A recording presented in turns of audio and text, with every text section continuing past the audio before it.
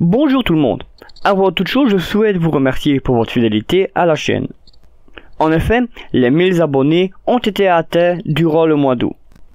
Je suis désolé qu'entre temps je ne vous ai pas fait une petite vidéo afin de faire une séance de remerciements. Mon emploi du temps ne me le permettait mais vraiment pas du tout. Ensuite, et oui je sais, je suis pas très doué pour les séances de remerciements.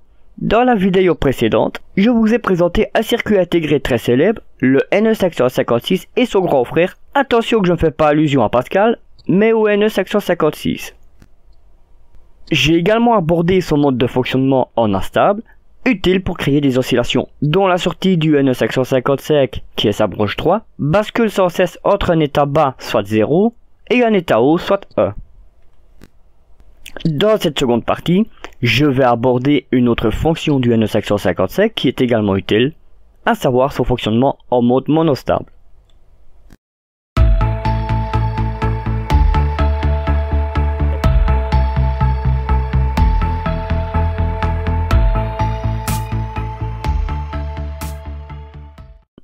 Comme pour la vidéo précédente, je n'aborderai pas ici les formules concernant le mode de fonctionnement en monostable.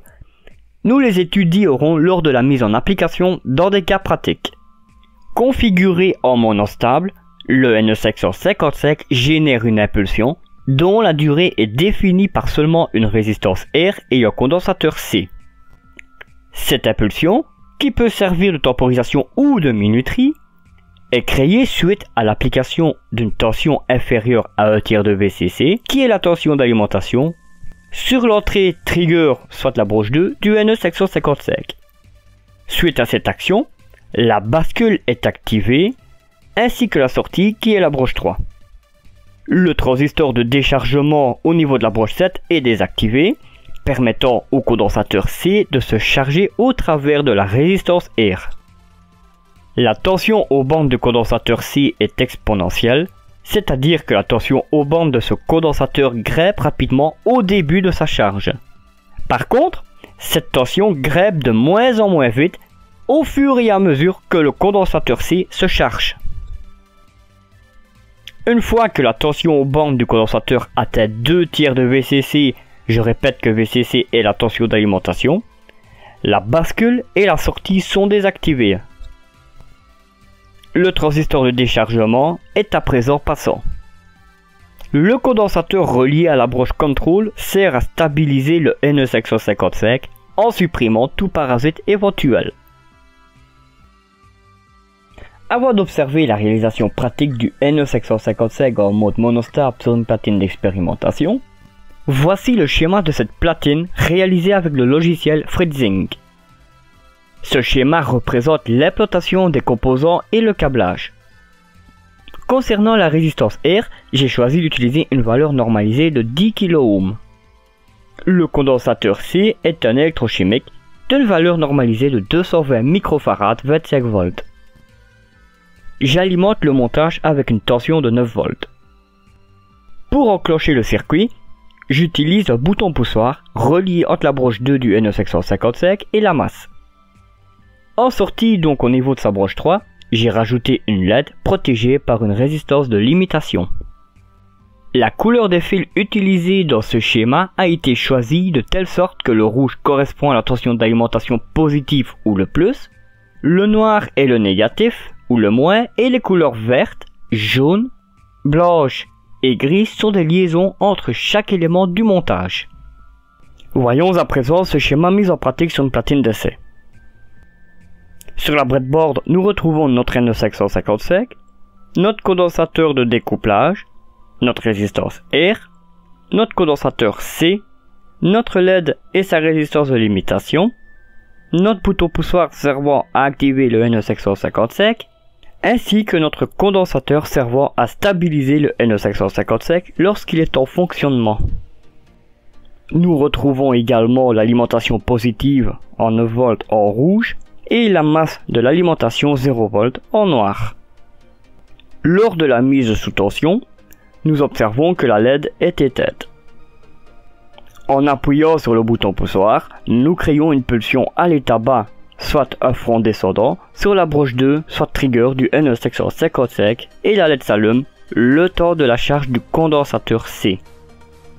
Une fois que ce condensateur a atteint les 2/3 de la tension d'alimentation, il se décharge, provoquant l'extinction de la LED.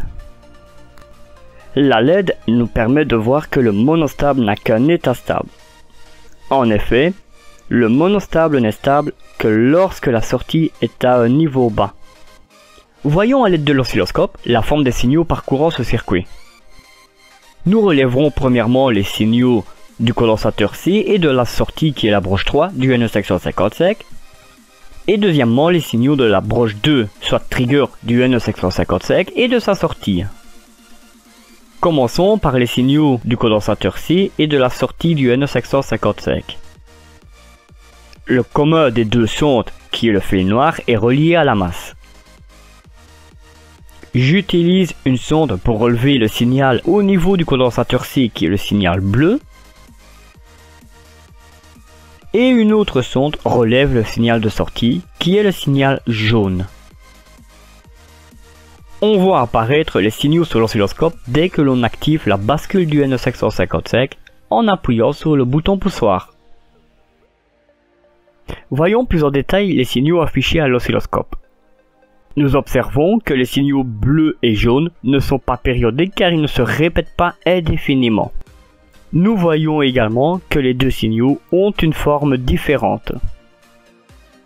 En effet, quand nous regardons le comportement du condensateur, qui est le signal bleu, nous remarquons qu'il se charge jusqu'aux 2/3 de la tension d'alimentation pour ensuite se décharger. La charge du condensateur C se fera plus ou moins vite selon sa valeur, autrement dit sa capacité. Observons à présent le signal de sortie en jaune. Tout comme le signal bleu, il n'est pas périodique.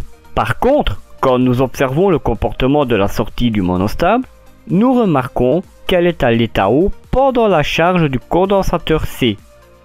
La sortie est dans cet état pendant une durée déterminée selon la capacité du condensateur.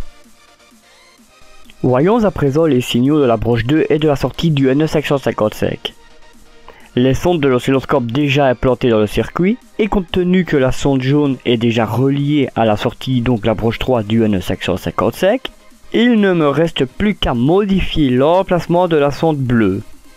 En effet, je dois juste la déplacer de la broche 6 vers la broche 2 du NE section 55. Voyons plus en détail les signaux affichés à l'oscilloscope.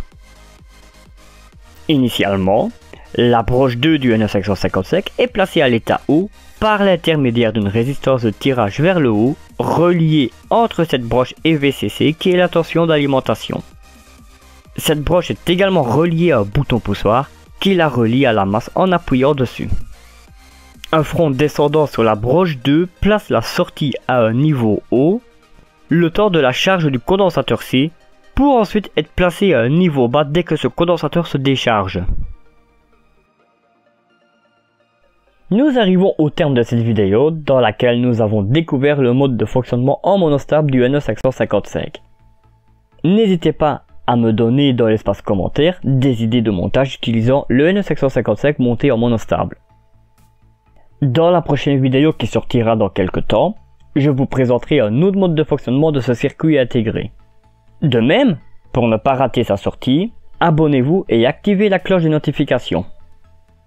Si cette vidéo vous a plu, n'hésitez pas également à commenter, partager, liker ou disliker en précisant dans les commentaires ce qui vous a déplu. N'oubliez pas que vous retrouverez en description les sources ainsi que le lien Google Drive permettant d'accéder au script de cette vidéo ainsi qu'au schéma. Je vous souhaite de très bonnes expériences électroniques ainsi que de très bonnes fêtes de fin d'année et vous donne rendez-vous pour la suite sur Proto Électronique. Bye!